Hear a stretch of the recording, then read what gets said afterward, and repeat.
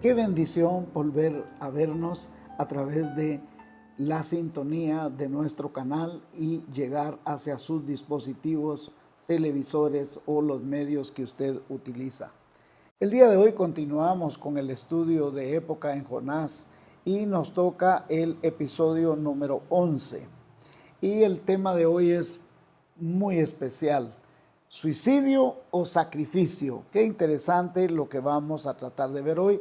Y si usted por primera vez está conectando, estamos en el capítulo 1 del libro de Jonás y también usamos una herramienta denominada época, en la cual la E significa un ejemplo a seguir, una promesa a reclamar, la P donde Dios se compromete a cumplirla, un mandamiento a obedecerla, o un pecado a confesar y un cambio de actitud, la A. En el episodio anterior vimos la palabra levantar, de cómo Jonás es levantado y echado en el mar. Y aprendimos que esta palabra estaba en el libro de Números, pero también está en Juan y está en gran parte del Nuevo Testamento, donde Jesucristo es levantado y que por la fe son quitados nuestros pecados. Nuevamente estamos en el capítulo 1 y vamos a ir en materia directamente a los versículos 11 y 12 para poder continuar donde nos quedamos en el episodio o capítulo anterior. Versículo 11 del capítulo 1 de Jonás: y le dijeron, ¿qué haremos contigo para que el mar se nos aquiete? Porque el mar se iba embraveciendo más y más.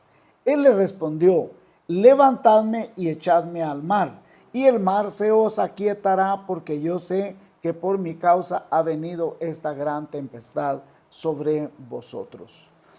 Entonces el versículo 11 dice, ¿qué haremos contigo? Pero ellos estaban sumamente preocupados, angustiados, estaban con su alma en la mano, debido a que el mar se estaba embraveciendo más y más y más.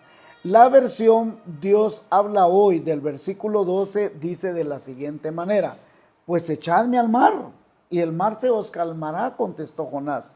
Yo sé bien que por mi culpa de que esta tormenta o tempestad haya venido encima de nosotros.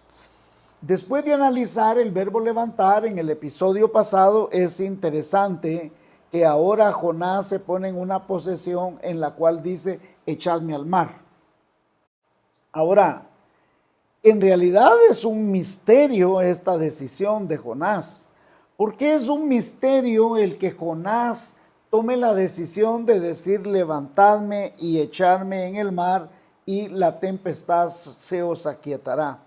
Primeramente porque Jonás era un judío, y como judío hemos estudiado en los episodios anteriores que él era un profeta. Ahora, ya estudiamos también qué significaba ser un profeta. Era un hombre que conocía la palabra de Dios, que Dios le revelaba la palabra de Dios y él transmitía el mensaje de una manera agradable o desagradable, que emitía bendición o emitía juicio. El mensaje era de manera verbal, a través de una predicación, y algunas veces los profetas también predicaban a través de simbolismos o simbolizaban su predicación a través de códigos o representaciones. Por ejemplo, Eliseo, Isaías, Ezequiel y especialmente Jeremías, que tienen muchos símbolos en la predicación del mensaje. De igual manera, Oseas, que es ordenado por Dios de casarse con una prostituta. Y para ponerlo en perspectiva, usted recordará que Oseas llega a un momento en que Dios le pide que él observe qué es lo que hace Gomer, su esposa, que era una prostituta. Y él observa cómo Gomer le traiciona, cómo Gomer se acuesta con otros hombres, adultera con otros hombres. Y la figura que aparece aquí, y estas son mis propias palabras de interpretación del libro de Oseas, es que Dios le pregunta a Oseas, ¿qué se siente? ¿Qué sientes ver a tu esposa hacer lo que hace? Y entonces Oseas claramente le dice que siente un profundo dolor en su corazón de ver cómo su esposa lo traiciona. y la voz de Dios es: ve y dile a mi pueblo que eso es lo que yo siento cuando ustedes pecan. Y hermanos, esa es la figura que Dios nos muestra a través de los profetas cuando nosotros ofendemos, lastimamos al Señor. Ahora, Jonás, desde que nació, es importante comprender esto, había sido instruido en la palabra de Dios. Durante los primeros 5 años los niños eran instruidos por su propia mamá, y luego de 5 a 12 años los papás los instruían en las escrituras. Tenían que aprenderse toda la Torá, o sea, toda la ley, todo el Pentateuco. Y posteriormente ellos, a la edad de 12 años, eran llevados ante el Sanedrín y eran examinados acerca de toda la ley. Debían saberse la ley, debían saberse la Torá, y en ese momento eran declarados hijos de la ley.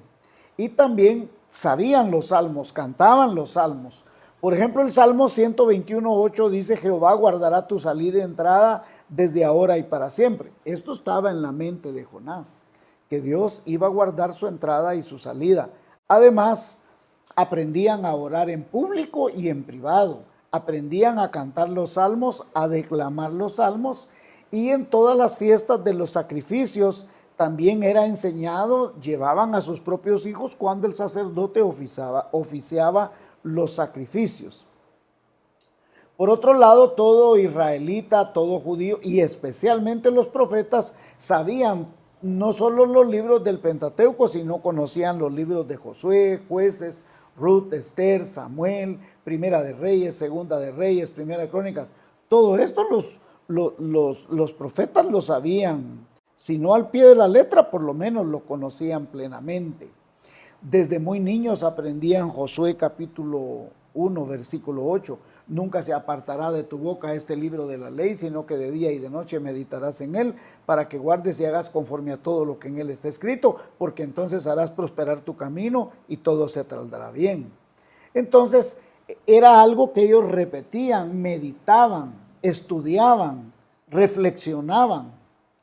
Y con esto en mente que tenemos como preámbulo, veamos dos cosas así, dos teorías que pueden haber en este pasaje que nos va a servir de marco referencial para comprender el estudio de este día. ¿Fue un intento de suicidio o se ofreció Jonás como un sacrificio por la vida de los marineros? Recuerde que los marineros le preguntan: ¿qué haremos contigo para que el mar se nos aquiete? Y él dice: levantadme, echadme en el mar y el mar se os aquietará.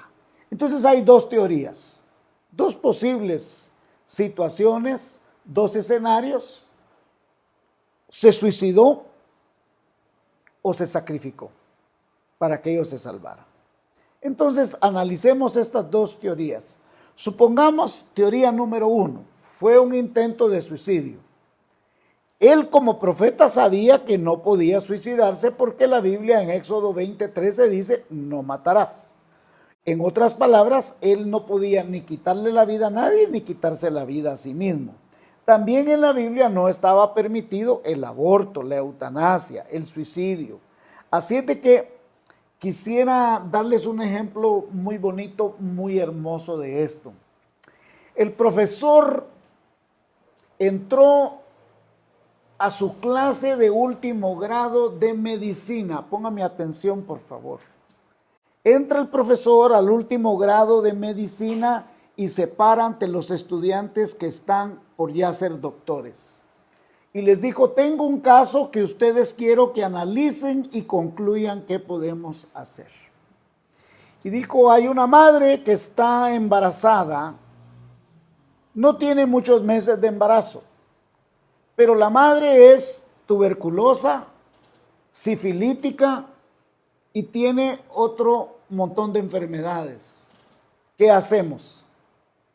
Los alumnos de último grado empezaron a deliberar entre ellos y por votación unánime llegaron a la conclusión que la madre debía de abortar, porque lo más probable es que tendrían un hijo fenómeno, tuberculosa, sifilítica y con otras enfermedades. ¿Qué clase de niño podría salir de ahí? y dijeron definitivamente recomendamos que la madre aborte. Y el profesor muy astutamente les dijo: les felicito, señores, acaban de matar a Beethoven. ¿Saben ustedes que la madre de Beethoven tenía esta condición clínica? Por eso nadie tiene la autoridad ni moral ni espiritual para abortar a nadie. El suicidio tampoco es la manera que Dios autoriza, porque es la manera de interrumpir la vida en cualquier etapa de la vida. Eutanasia es cuando la persona le quita la vida a una persona, regularmente por un médico que está en un estado crítico o terminal de su vida. Pero lo que tenemos que entender es que nadie tiene la autoridad ni moral ni espiritual para quitarle la vida a nadie.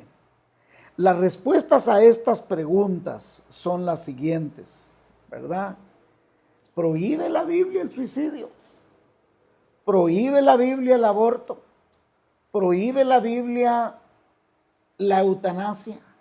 ¿Qué casos tenemos en la Biblia palpables que nos ayudan a entender qué pasa con esto?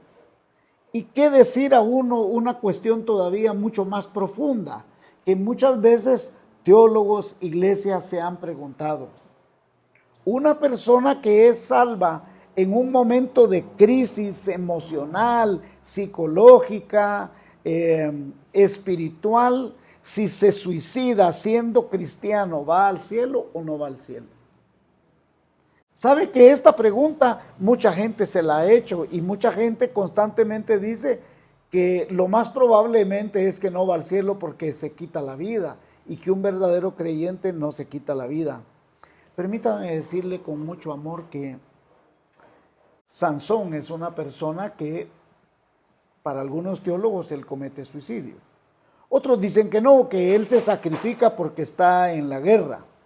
Y por otro lado aparecen otra serie de personajes en la Biblia que cometen suicidio.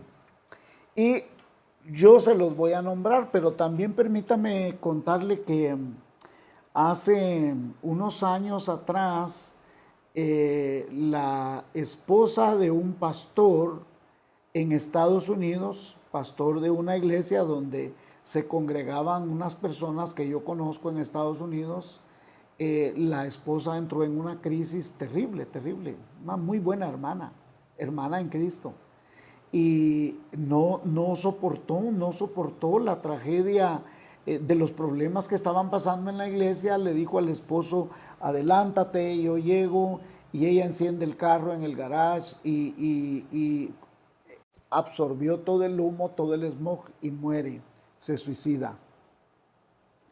También sé el caso de otro pastor en los Estados Unidos que su papá era pastor de una iglesia de más de 30,000 miembros.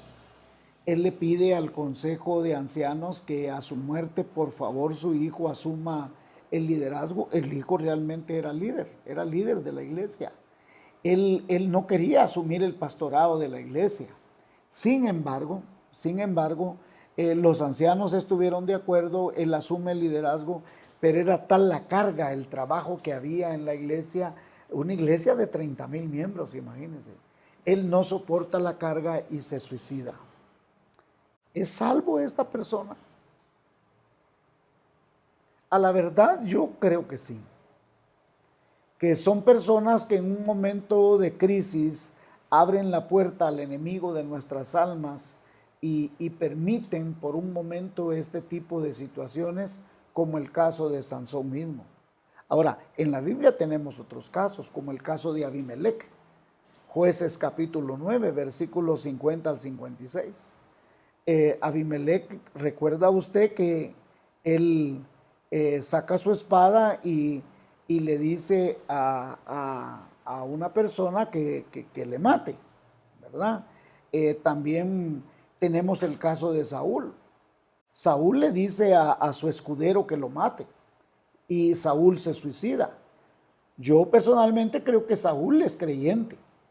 Recuerde que Saúl era el ungido del Señor. Dios mismo lo había ungido para ser rey de Israel. que en un momento de locura, de carnalidad, él se fue alejando del Señor, es otra cosa. El hijo pródigo mismo de Lucas capítulo 15, él se fue a revolcar aún en lo más terrible de este mundo, pero nunca dejó de ser hijo. El escudero mismo de Saúl, él se suicida con él. Agitofel, el famoso Agitofel que se rebela contra David y cuando no logra su cometido en Primera de Reyes, en Segunda de Samuel capítulo 17, versículo 23, va a su casa en una viga, pone un lazo y se quita la vida. Simri en Primera de Reyes capítulo 16, también se quita la vida. Judas mismo en Mateo capítulo 27, 3 al 5. Claro, Judas sí no era creyente, ni los otros tampoco, ¿verdad? Ni este Simri, ni Agitofel menos. Agitofel había levantado su mano contra el ungido de Jehová. Y en el caso de Judas, pues todos sabemos cómo es que él era el hijo de perdición. Y que Judas tuvo la oportunidad, igual que Pedro, de arrepentirse, de pedirle perdón al Señor, pero él no lo hizo. Él tuvo la oportunidad delante del Señor. Ahora, quizá la pregunta es en el caso muy específico de Jonás, porque es el caso que estamos estudiando y no quise hacer todas las lecturas a profundidad, pero usted lo puede hacer en su casa con los nombres de estos personajes y regresando al punto de Jonás, ¿verdad? Jonás sabía claramente como profeta que suicidarse no era la solución. Entonces, nosotros necesitamos comprender que es Dios quien necesita tomar la decisión sobre nuestra vida. Nosotros debemos obedecer la palabra de Dios. Y la palabra de Dios dice, no matarás, ¿verdad? ¿Fue un intento de suicidio? Yo creo que no. Yo no creo que Jonás haya querido suicidarse, porque él sabía que no podía hacerlo, ¿verdad? Ahora, ¿qué cambio de actitud deberíamos de tener aquí? Nosotros debemos de tener un cambio de actitud en cuanto al suicidio, la eutanasia, el aborto y cualquier tipo de este tipo de situaciones. Habremos algunas personas que quizás en algún momento determinado de nuestra vida hemos llegado a un nivel de depresión en que sentimos la necesidad de cortar nuestra vida. Yo creo que sí. Por lo menos yo experimenté 2 veces este tipo de situaciones. Recuerdo una recién convertido, yo me sentía terriblemente sucio porque yo me acababa de convertir y yo sentía que el Señor realmente había entrado en mi corazón, pero yo por alguna razón me venían a mi mente malos pensamientos. Entonces yo decía, quizás yo no merezco que Jesús esté en mi corazón, y yo sentía el deseo de acabar con mi vida. Pero Dios milagrosamente me mostró que era un ataque de Satanás a mi mente. La lucha espiritual es en la mente, hermanos. La lucha espiritual, cuando la misma serpiente habla con Eva, es en su mente que le dice, ¿verdad? Es en su mente que le dice, ustedes van a ser igual a Dios. La lucha espiritual siempre va a ser en la mente. Y allá por el 2011 más o menos yo entré en un proceso muy depresivo en el cual yo deseaba morir. Yo recuerdo que una noche le dije al Señor, llévame, ya no quiero. Yo estaba muy enfermo, estaba enfermo de la tiroides, estaba enfermo de la hipófisis, estaba enfermo de un montón de glándulas. Y eso había ocasionado un trastorno en mi manera de pensar, en mis funciones. Y yo creo que hay personas que llegan a este nivel. Por la misericordia de Dios, Dios no lo permitió. Pero creo que nosotros tampoco somos llamados a juzgar a nadie. Nosotros no podemos juzgar ni a Jonás ni a ningún solo personaje de la Biblia. La misma Biblia dice, si alguno se cree firme, tenga cuidado, dice la Biblia. Ni usted ni yo somos llamados a juzgar a nadie.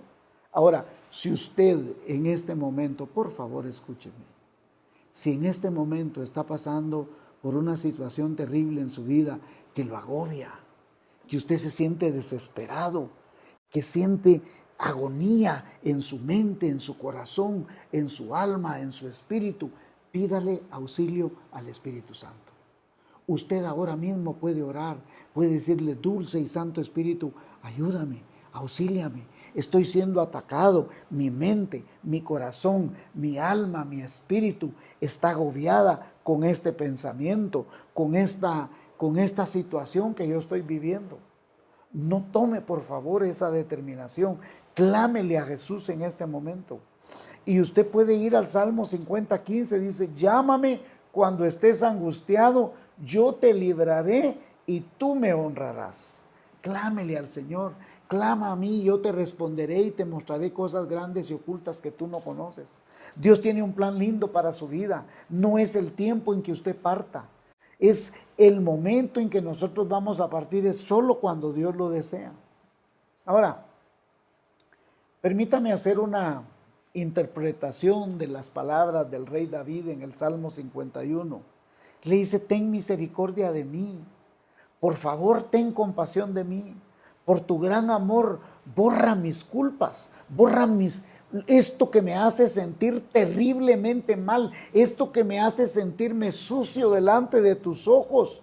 Lávame, límpiame de mi maldad, límpiame de mi pecado.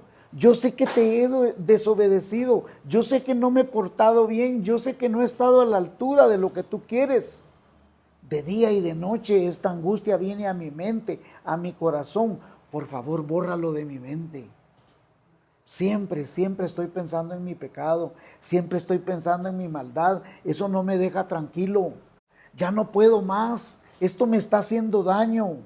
Yo sé que he hecho lo malo. Soy malo desde que nací, soy pecador desde que nací en el seno de mi madre, pero yo te ruego, yo te suplico que escuches mi clamor. Yo sé que a ti te gusta que te digan la verdad y por eso yo quiero ser sincero contigo en este momento. Lamento de todo corazón haberte fallado. Límpiame con paste, límpiame con un estropajo, con una toalla. Quítame toda la suciedad, toda la maldad que pueda haber en mi corazón y déjame completamente limpio. Lléname de gozo, lléname de alegría, devuélveme el gozo de mi salvación y que yo pueda sentir de nuevo ese deseo de amarte, de adorarte, de abrazarte. Ya no quiero estar adolorido, ya no quiero vivir una vida sin ganas de vivir. Por favor, no mires mis pecados. Mírame a través de la sangre de Jesucristo, por favor. Borra mis maldades. Oh Dios, pon en mí un corazón limpio. Dame ganas de vivir. Dame ese deseo profundo de luchar, de servirte, de amarte, de trabajar para tu honra y tu gloria. Líbrame de cometer este pecado. Líbrame de cometer homicidio, oh Dios mío, Dios de mi salvación. Y entonces yo le contaré a todo mundo lo bueno que tú eres. Qué bendición que David nos haya dejado este salmo y que nosotros lo podamos orar con nuestras palabras. Que nosotros podamos decir amorosamente lo maravilloso que es Jesús con usted y conmigo. No hay ninguna cosa que usted haya hecho tan terrible, que Dios no la perdone. No importa tan oscuro, tan profundo, tan turbio, tan tormentoso sea lo que usted ha hecho, que si usted clama a Jesús, Jesús le va a perdonar. Cuando usted y yo le clamamos al Señor, Él calma las tormentas. Clama a mí, yo te responderé, dice el Señor. Aunque ande en valle de sombra y de muerte, no temeré mal alguno, porque tú estarás conmigo. Qué lindo es el Señor, hermano. Qué maravilloso es el Señor. La segunda teoría que encontramos aquí es: ¿se ofreció Jonás como un sacrificio por los marineros? Primero hay que comprender qué significaban los sacrificios. El sacrificio es un tema hermoso y complejo explicado en el libro de Levítico. Levítico significa ley, Y en la ley estaba desarrollado todo el concepto, los procedimientos, los rituales de los sacrificios. Y los sacrificios o ofrendas tenían dos características. Uno era un procedimiento único, es decir, no había otro medio. ¿Y por qué no había otro medio?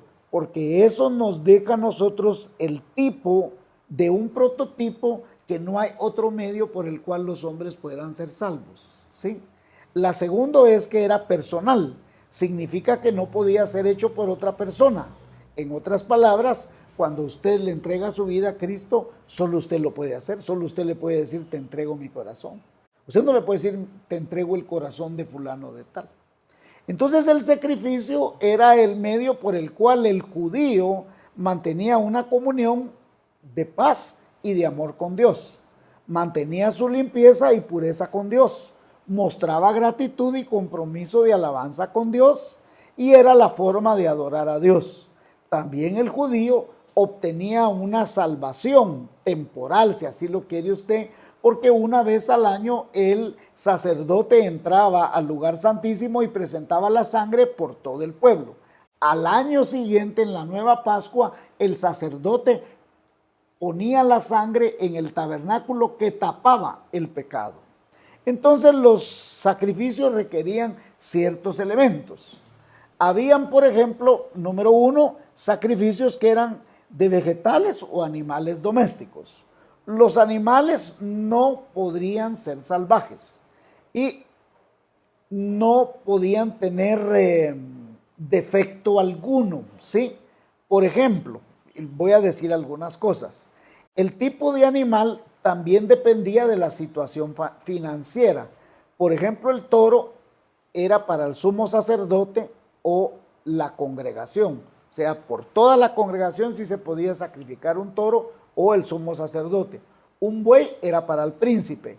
Cabra o cordero era para un individuo común. Una paloma o una tórtola era para la gente pobre. Y la harina era para gente extremadamente pobre. Todos, escúcheme, todos tenían que presentar un sacrificio, ¿sí?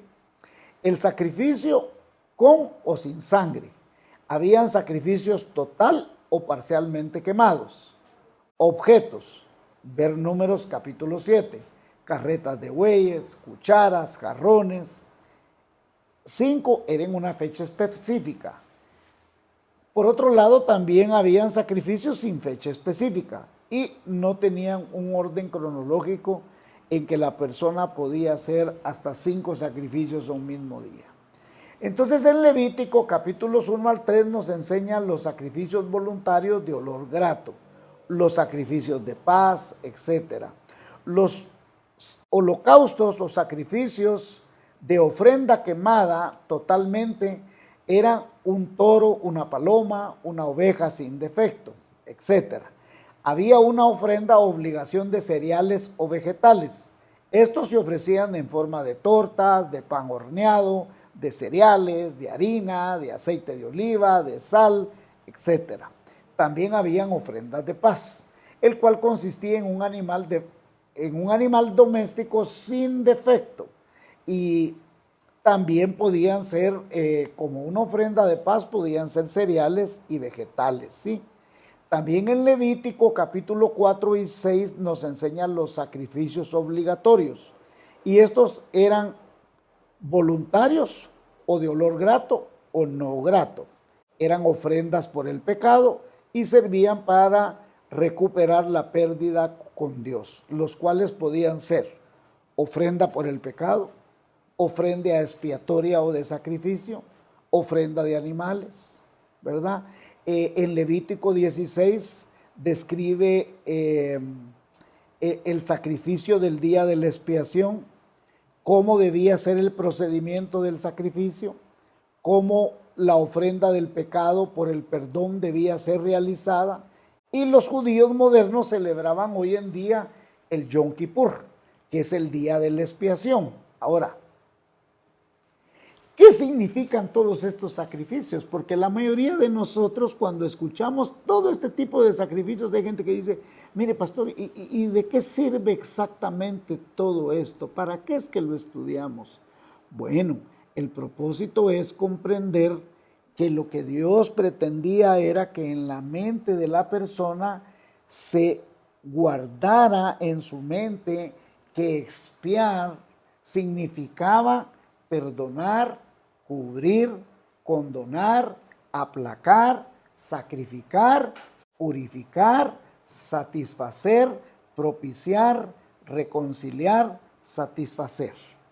También el judío en su mente aprendía que era un sustituto. Entonces, primero, que purificaba, que limpiaba, que dejaba limpia la cosa del pecado que había en mí delante de Dios. Pero por otro lado, también era un sustituto, que me sustituía a mí. Voy a dejarles un cuadrito de las ofrendas levíticas y que lo hemos tomado de los navegantes, de la página de los navegantes. Los navegantes es una institución cristiana fundada por bautistas hace muchos años y que se dedican más que todo al evangelismo y a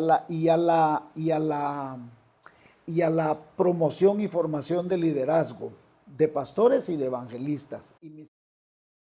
Ahora, ¿cómo podemos concluir el día de hoy? Número 1, el animal que se presentaba en sacrificio debía ser sin defecto. Segundo, la persona que ofrecía el sacrificio debía identificarse con el animal. Tercero, la persona que ofrecía el animal debía matar al animal. Y cuando era hecho en fe el sacrificio, porque la fe en ese sacrificio y en esa sangre derramada proveía el perdón de pecados. Entonces la pregunta sería, ¿se ofreció Jonás como un sacrificio? Primero, si se suicidó, creemos que no. Que él no trataba de suicidarse porque sabía que era un pecado. 2, ¿se ofrece Jonás como sacrificio por los marineros? No. ¿Y por qué Jonás no podía ofrecerse como sacrificio por los marineros? Porque él era un desobediente. Entonces Jonás tiene cabal en su mente que él tiene defecto. Entonces ninguna persona con defecto puede sacrificarse por otra. Así es de que él nunca consideró que podía ser un sacrificio defectuoso y que eso iba a permitir que los otros se salvaran. Ahora, usted y yo no necesitamos ningún sacrificio para el perdón de nuestros pecados, porque el sacrificio perfecto ya lo hizo Jesús en la cruz del Calvario. Nosotros no tenemos que hacer nada. Juan el Bautista reconoció cuando vio a Jesús para ser bautizado y mire lo que le dice. El siguiente día, en Juan 1:29, vio Juan a Jesús que venía a él y dijo, he aquí el Cordero de Dios que quita el pecado del mundo. Jesús es el Cordero de Dios que quita el pecado del mundo. Y sabemos por Romanos 6:23 que nosotros somos pecadores y que el pecado produce muerte. Pero también sabemos que así como la paga del pecado es muerte, también sabemos por el mismo Romanos que la dádiva de Dios es vida eterna en Cristo Jesús. Y también que sabemos que a los que le recibieron, a los que creen en su nombre, les ha dado la potestad de ser hechos hijos de Dios. ¿Qué debemos hacer nosotros? Reconocer que el único sacrificio válido para salvación está hecho por Jesús en la cruz del Calvario y que el pago perfecto es su sangre bendita y gloriosa. Que Dios le bendiga y nos vemos en el siguiente capítulo.